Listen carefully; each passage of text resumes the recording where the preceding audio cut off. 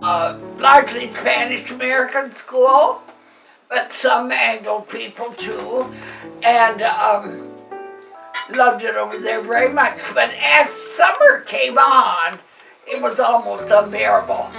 So the lady in the brick house over here, who doesn't live there anymore, sort of threw the sale to me. She already had sold it, but she'd persuade the people to eat something else. Oh, I didn't give you guys spoons. Wait a minute.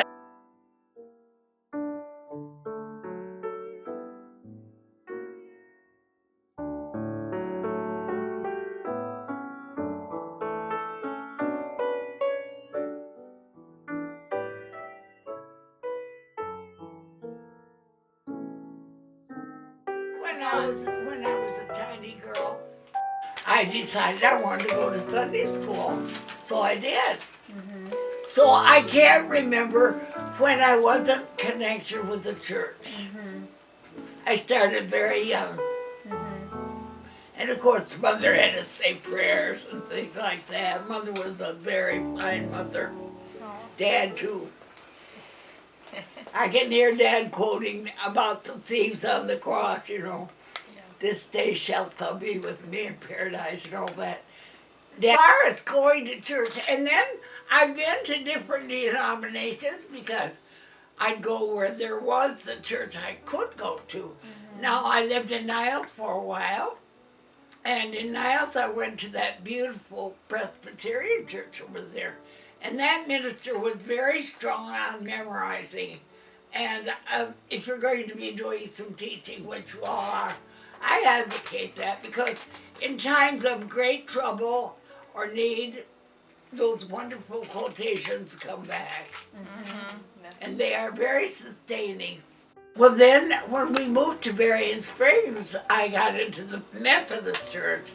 And to this day, I still belong. I go to both churches, And this church is very, very well founded in the faith. It's very well founded. But it doesn't have the additional strength of knowing the law, particularly on the Sabbath, and of realizing that Jesus followed that precept. He did keep the Sabbath, and he kept it on the seventh day. And John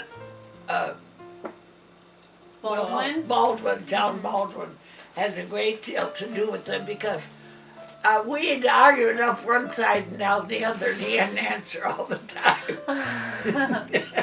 How I met him. When I was so badly hurt, I had broken my leg this time. I was in a nursing home where gradually we got to talking about the Sabbath. And I know one of my points was, well, how does anybody know for sure about when the Sabbath actually is? He said, well, the world turns all the time, doesn't it?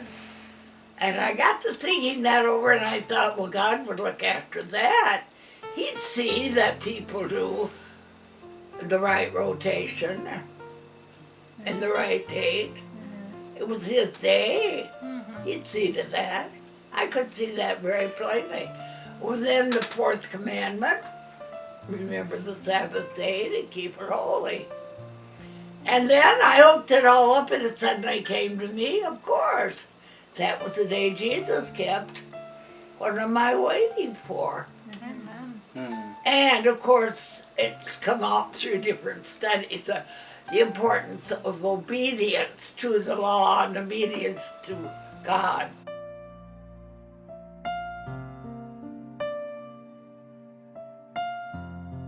I guess back at that, I'll just sum it up and we'll drop it, but I'll say, listen to the Lord. Listen carefully.